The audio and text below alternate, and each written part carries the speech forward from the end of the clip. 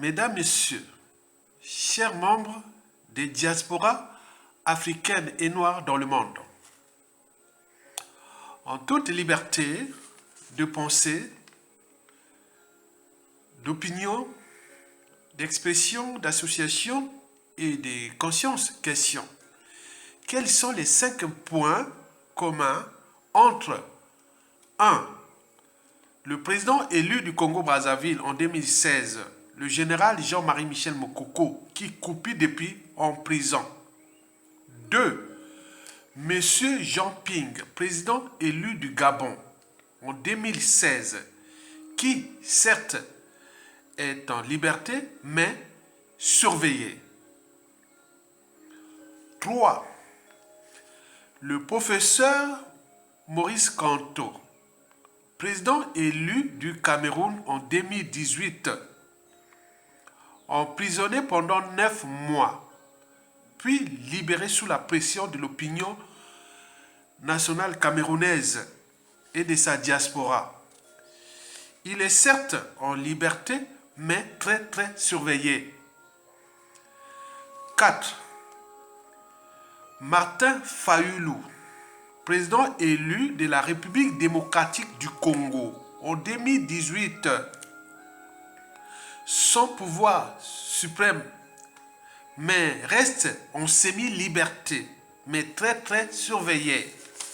Enfin, le docteur Agbeyom Messane Kodjo, président élu du Togo en 2020, exilé depuis dans les pays voisins, mais en danger de mort grave, car il est traqué comme un fugitif. Mesdames, Messieurs, chers membres de la diaspora africaine ou noire dans le monde, de ce qui précède, voici pour vous, en toute liberté d'opinion, de pensée, d'expression, d'association et de conscience, les 5 points dont sont victimes les 5 dignes fils d'Afrique précités. D'abord, le premier point commun.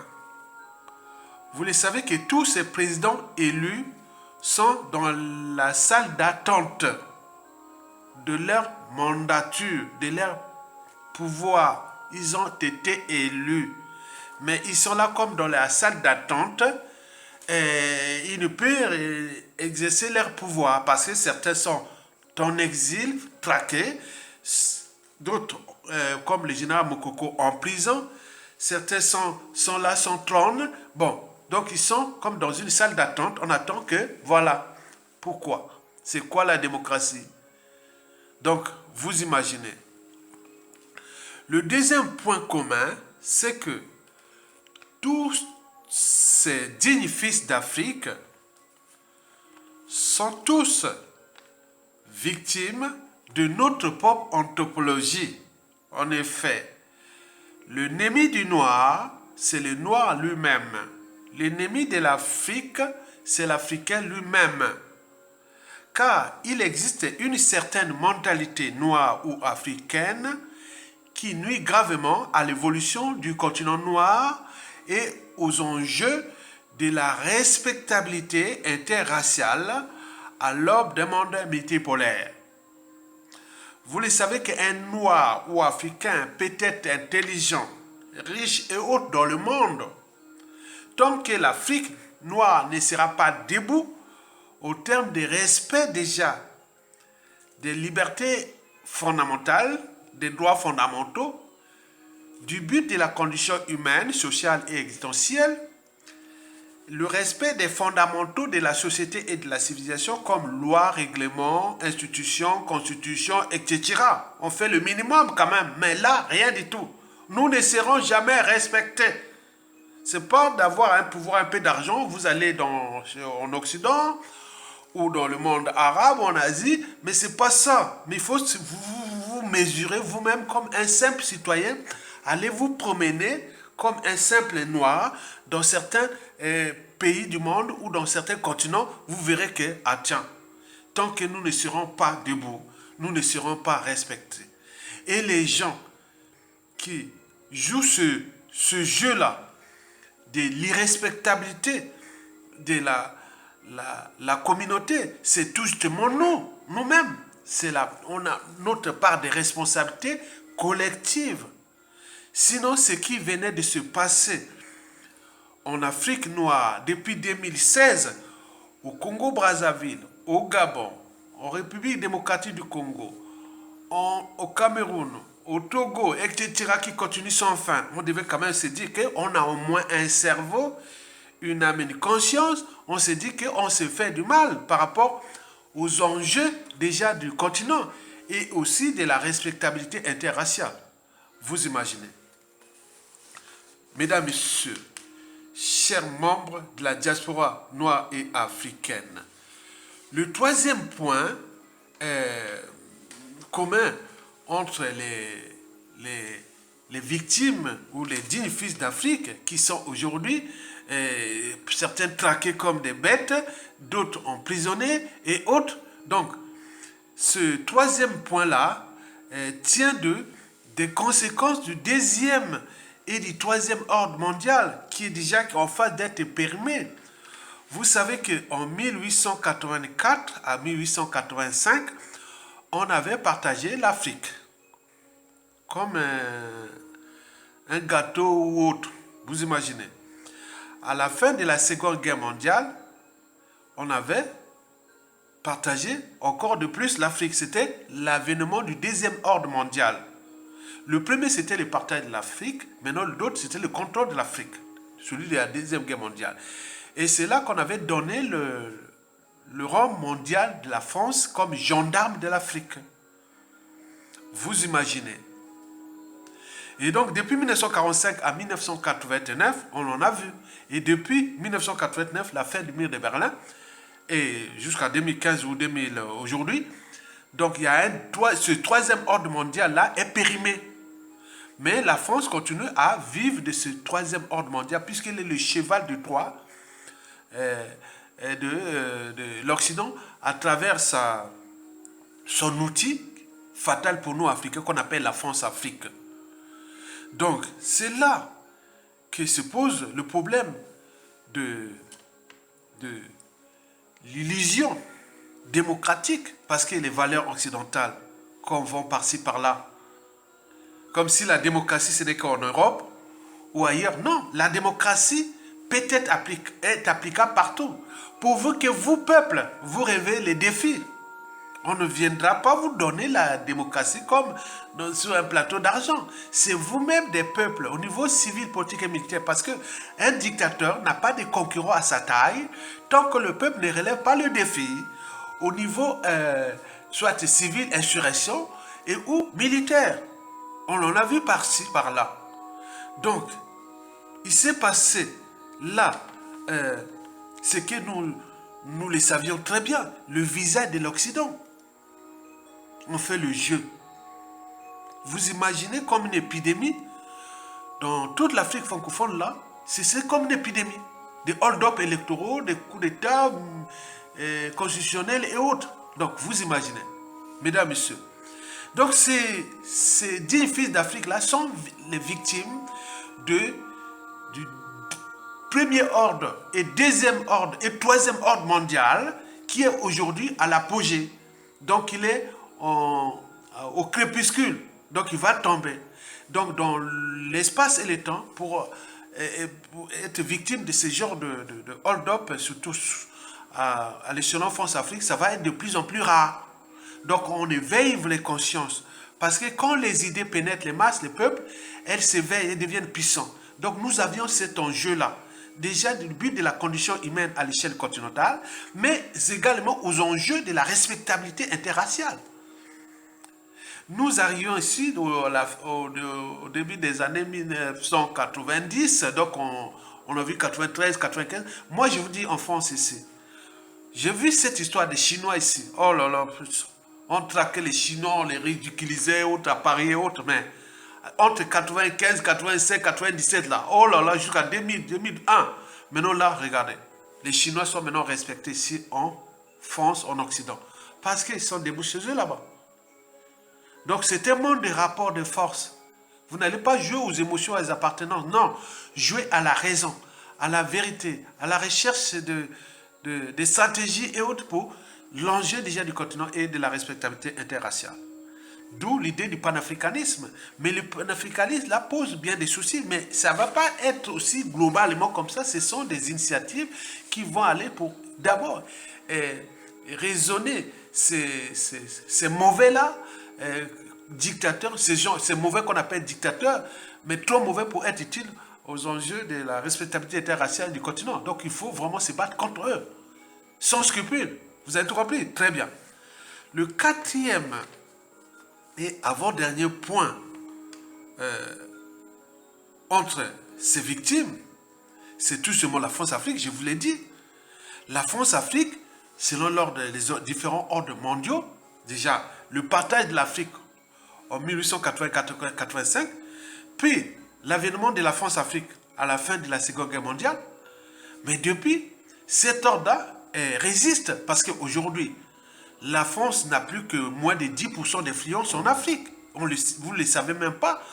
Souvenez-vous des années 80, 90 et autres, c'était vraiment chaud pour ceux qui pouvaient oser dire non à la France et autres, c'était l'ordre là. Maintenant, la France, là, elle résiste. Mais elle résiste à travers ces 5 mots-clés-là. Comme le système n'est pas aménageable, il attend que le rapport de force. Il y a 5 mots-clés que vous devez en tenir compte de ça, puisque pourquoi ils ont été emprisonnés inutilement, même d'autres ont été assassinés et autres. Vous le savez très bien. Il y a 5 mots-clés de la France africaine, je peux le résumer. 1. Dictateur. En réalité, ils ne sont pas des dictateurs. Notre anthropologie noire, on n'est pas des dictateurs. On n'est pas des dictateurs comme ça, non. Il y a des gens qui devaient céder, mais comme ils sont sous ordre. Souvenez-vous d'Idriss Déby qui a dit qu'on voulait changer sa constitution, il n'a pas voulu, voilà. On a dit, ah, tiens, on t'a mis là, parce que la France-Afrique, c'est comme dans la mafia. Vous trouverez tout dans la mafia, sauf la sortie. On t'a placé là, maintenant tu veux dire quoi? Alors, bon ben écoutez, on l'a tué. On peut voir, on peut multiplier les exemples. Donc ces dictateurs imposés, ce n'est pas de leur nature. Voilà, vous savez que la vache broute de l'herbe. Mais quand vous la faites manger de la viande, elle devient une vache folle. La vache n'est pas un carnivore, c'est un herbivore. Mais eux, ils sont aussi comme ça. Ils ne sont pas des carnivores, ils sont des herbivores, les dictateurs là. Mais on les rapose, ils deviennent des vaches folles, ils deviennent vraiment plus dangereux que... Voilà. Donc, vous voyez ce qui s'est passé. Dictateur, le mot-clé dictateur. Ce ne sont pas des dictateurs. Nous, on appelle ça les boyamindele. Ce sont des esclaves indigènes des Blancs. C'est tout. 2, vous avez des coups d'État permanents, que militaires ou constitutionnels et autres. 3, vous avez des changements de constitution sans fin. Parce que quand on a un pion, une pièce, on ne va pas la changer, il faut les continuer à prolonger, puisque pour eux, l'outil c'est quoi? La démocratie truquée, trichée. Donc, dit, bon, à partir d'un outil, par rapport à les références de leur modèle démocratique occidental, c'est des constitutions, c'est des règles communes. Donc, on change ça sans fin. On en a vu en Afrique francophone, c'est sans fin.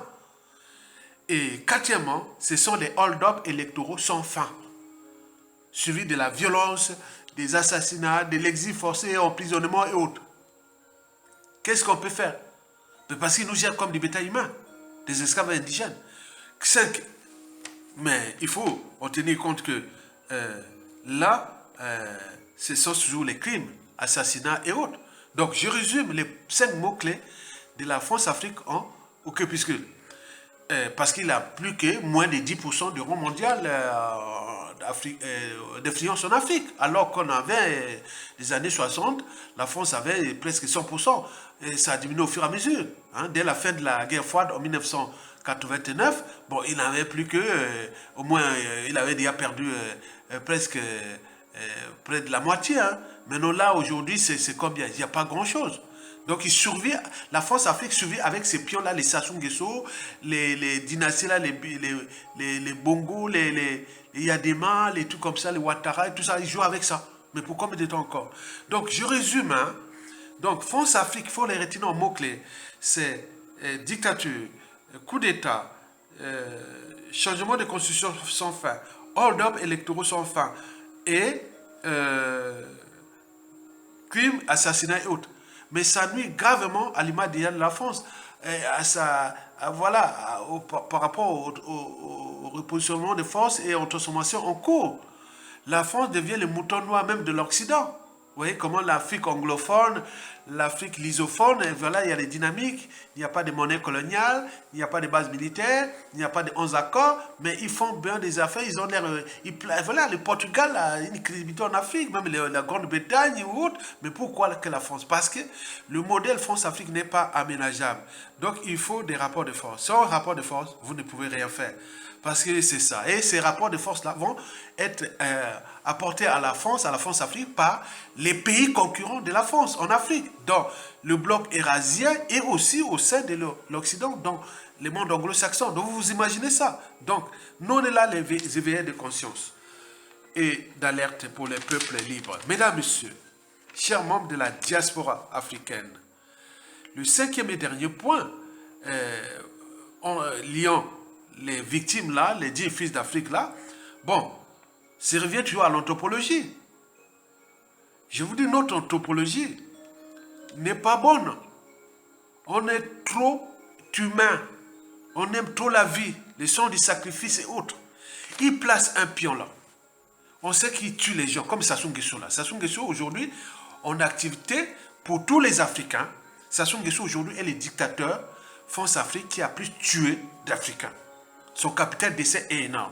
Mais quand je vois des Africains, allez voir Sassou Nguesso, allez faire ça. Mais quelle crédibilité vous donnez aux yeux des autres communautés, au regard des enjeux interraciaux, des respectabilités interraciales? Vous devez vous affranchir de Sassou Nguesso. C'est quelqu'un qui tue les Africains, qui fait ce qu'il veut. Et vous venez là comme là. Donc, les autres se moquent de vous. Donc, vous n'êtes pas crédible. La crédibilité commence par là. Donc, imaginez-vous, les gens comme Sassou Nguesso comme ça, ils sont nombreux, soit un coup d'état militaire salutaire, ou par tous les moyens disponibles. Si vous neutralisez quelqu'un qui est à l'échelon de la communauté noire africaine, on dit qu'il est mauvais, on ne veut pas de lui, on peut faire des boycotts contre lui, on peut faire plein de choses pour que ces gens-là n'ont plus de marge de manœuvre. Je vous dis, en France ici, il y a plus de 15 000 communes rurales qui n'ont plus de maire. Les gens ne veulent pas se représenter parce qu'il y a trop de contraintes. Mais si ces dictateurs ou ces pions, maintenant on les met là, à tout instant, ils risquent sa vie, ils risquent même la famille là et autres. Ils vont finalement se dire, ah tiens, moi je ne veux pas me sacrifier pour ça. Donc nous devons travailler le panafricanisme aussi, du côté politique, du côté militaire et du côté aussi du terrorisme aussi, contre ces gens-là. Parce que c'est ça. Les gens ici, ces pays qui ont avancé, ils ont utilisé ça. Il y a la branche politique, il y a la branche militaire, il y a aussi la branche terroriste contre ces gens-là. Ils n'ont pas le monopole de nous apporter le terrorisme et nous sommes comme les moutons en train de regarder. Donc vous devez apporter aussi beaucoup de choses contre ces gens-là. C'est dire, bon ben, l'Occident va dire, ah tiens, bon, on n'y peut rien, on va plus bon. On va respecter nos valeurs occidentales là-bas, mais bon, on va plus aller créer le bazar là, même si pour les matières premières, pour point. Donc ils vont certainement se transformer. Parce que à chaque fois qu'ils sont dans les contraintes, ils cherchent toujours à se transformer. Donc il faut leur imposer les tempos. Le monde multipolaire qui arrive est un monde de rapport de force, d'alliance, de stratégie, d'arbitrage et beaucoup de choses comme ça. Donc, il faut commencer par les rapports de force. Sans rapport de force, vous n'y pourrez rien. Et les rapports de force, là, nous devons d'abord mettre hors d'état de nuit ces mauvais-là. Les Sassou Nguesso, les Bongo, les Biya, il y a des malades, des jeunes comme ça, attends, beaucoup de ces gens-là, attends, c'est pas possible. Donc, ils sont pris dans le piège. Vous vous souvenez d'Idriss Déby? Il voulait sortir. Non, c'est comme de la mafia, vous rentrez là-bas, tu ne peux pas. Donc Sassou Nguesso est entraîné, conditionné, sous emprise de tuer les Congolais, piétiner ce peuple-là et les fracasser. Mais attends, c'est entre nous, ils sont là par procuration, ils sourient. Ils disent voilà les Noirs, voilà les négos. Donc pour combien de temps encore? Donc l'enjeu de cette vidéo est déjà d'éveiller des consciences, de vous rappeler que l'homme noir peut être intelligent, riche et autre dans le monde. Tant que l'Afrique noire ne sera pas debout, nous ne serons jamais respectés. Donc pour se faire respecter, il faut que dégager toujours cette branche-là, politique, militaire et aussi secrète pour neutraliser ces gens-là par tous les moyens. Et à ce moment-là, ils vont avoir peur pour ne pas passer. Ce n'est pas dans la nature des Africains. On n'est pas comme ça. Vous voyez les niveaux de violence qui se passent ici en Occident, ce n'est pas de notre ADN, on n'est pas comme ça. On n'est pas violent comme ça, histoire comme ça. Donc on nous a imposé, on nous impose ça. Mais, donc vous devez s'affranchir de là. Pour terminer, vous savez que le combat contre les dictateurs en France-Afrique est rude et passionnant. Donc je n'ai subi des procès ici, j'ai beaucoup de choses qui se passent en coulisses que je vous ai parlé plusieurs fois. Bon, nous l'enjeu est de déposer Sassou Nguesso. Point barre. Et donc nous on va aller jusqu'au bout. Si ce n'est pas moi, mais ceux qui sont derrière feront tomber Sassou Nguesso. Et donc, soutenez la résistance, j'ai un lien ici, donc ça soutient aussi la résistance. Et je passe ce message-là à mes réseaux du général Mokoko. Et donc, général Mokoko, courage, courage, courage, on va libérer ce pays. Merci beaucoup. À bientôt.